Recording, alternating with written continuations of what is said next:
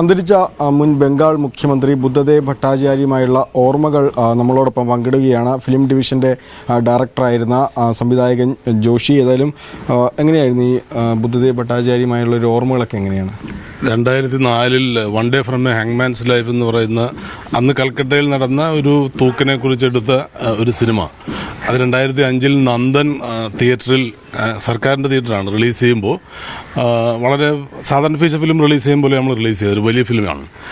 അത് റിലീസ് ചെയ്ത് ഒരാഴ്ചയ്ക്ക് ഓടിക്കാനുള്ള കരാറായിരുന്നു.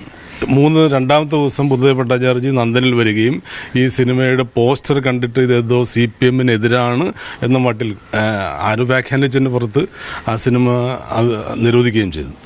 സെൻസർ ബോർഡ് പാസ്സാക്കി നമ്മൾ സാധാരണ റിലീസ് ചെയ്യുമ്പോഴുള്ള എല്ലാ ചട്ടവട്ടങ്ങളും ചെയ്തതാണ്. അത് നിരോധിക്കുകയും ചെയ്തതിന് ശേഷം അത് വലിയ വാർത്തയാകുകയും വലിയ സെൻസേഷണലായിട്ടുള്ള വാർത്തയാകുകയൊക്കെ ചെയ്തതിന് ശേഷം ഞാൻ അദ്ദേഹത്തിന് കത്തെഴുതി ആ സിനിമ കാണണമെന്ന് പറഞ്ഞിട്ട് ഞാൻ സിനിമ അദ്ദേഹത്തിന് അയച്ചു കൊടുക്കുകയും ചെയ്തു. അപ്പോൾ അതിനുശേഷം അദ്ദേഹം ആ സിനിമ നിരോധിച്ചതിനെക്കുറിച്ച് പശ്ചാത്തപിച്ചു എന്നാണ് മനസ്സിലാക്കുന്നത്. ആ തുടക്കത്തിൽ താങ്കളെ ഒരുപാട് വിമർശിച്ചിട്ടുണ്ട് അദ്ദേഹം. പിന്നീട് താങ്കളുടെ ഒരു സിനിമയ്ക്ക് അദ്ദേഹം താങ്കൾക്ക് അഭിനന്ദനം അറിയിച്ച് കത്തെഴുതുകയൊക്കെ ചെയ്തിട്ടുണ്ട്. അതെ, ട്രീ ഓഫ് ടങ്സ് ഇൻ ത്രിപുരയിലെടുത്ത, കാരണം ത്രിപുരയിൽ പല ഭാഷകൾ സംസാരിക്കുന്ന ജനമാണ്. അതിൻ്റെ ഒരു ലിങ്ക് ലാംഗ്വേജ് എന്ന് പറയുന്നത് ബംഗാളിയാണ്. അപ്പോൾ ഈ പല ഭാഷകൾ സംസാരിച്ച് ആശയക്കുഴപ്പത്തിലായി പോകുന്ന ഒരു കൂട്ടത്തെക്കുറിച്ചെടുത്ത സിനിമയാണ് അത്. ഞാൻ മണിക്ക് സർക്കാരിനൊന്ന് അയച്ചു കൊടുത്തിട്ട് അദ്ദേഹത്തിന് അത് ഇഷ്ടപ്പെട്ടില്ല.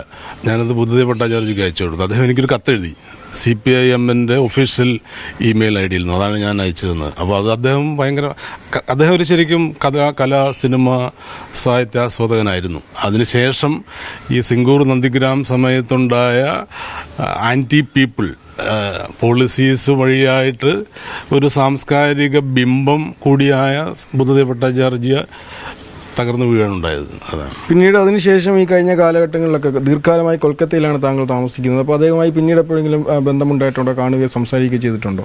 ഞാൻ എടുത്ത എൻ്റെ ഏറ്റവും അവസാനത്തെ ആത്മകഥാപരമായ സിനിമ പോലും അദ്ദേഹത്തിന് അയച്ചു കൊടുത്തു, വാക്കിംഗ് ഓവർ വാട്ടർ എന്ന് പറഞ്ഞു. പക്ഷെ അദ്ദേഹം അതിനുശേഷം ഇപ്പോൾ വളരെ ഡിപ്രഷനിലായിരുന്നു, ഭയങ്കര ഡിപ്രഷനിലായിരുന്നു. പിന്നെ അതുകൂടെ ഈ ശ്വസിക്കാനുള്ള പ്രയാസം കൊണ്ടാണ്. അല്ലെങ്കിൽ പുള്ളിയുടെ വായനയൊക്കെ നടക്കുന്നുണ്ടെങ്കിലും. അപ്പോൾ ഞാൻ അതിനുശേഷം എൻ്റെ എല്ലാ സിനിമകളും അയച്ചു കൊടുക്കുകയും, അപ്പോൾ ഞങ്ങളുടെ ഒരു കൂട്ടുകാരനുണ്ട് അവിടെയുള്ള ദേശാഭിമാനിയുടെ കറസ്പോണ്ടൻറ്റ് ഗോപിച്ചേട്ടൻ വഴി ഞാനിത് അയച്ചു കൊടുക്കുന്നു, അദ്ദേഹം കാണുന്നു, ഗോപിച്ചേട്ടൻ എനിക്ക് തിരിച്ചയക്കുന്നു. ഈ ട്രീ ഓഫ് ടങ്സ് ഇൻ ത്രിപുരയ്ക്കാണ് അദ്ദേഹം എനിക്ക് എഴുതിയത്. അങ്ങനെയാണ്.